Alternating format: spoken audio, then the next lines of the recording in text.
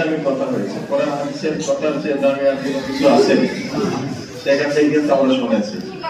এখন কারো সুন্দর ভাষায় রস করা দিয়ে ভালো লাগছে, কারো ভালো লাগছে কথাটা কি বলে।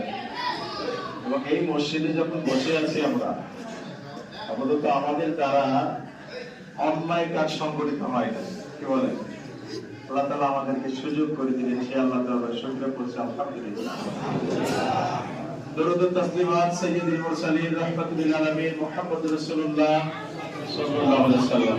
সম্মানিত হাজিরিন, আমাদের কথাগুলো প্রায় চলে এসেছে, সেই কথারই যে কথা আপনাদের সামনে মিলাই বলে আমরা নামাজের দিকে চলে যাব।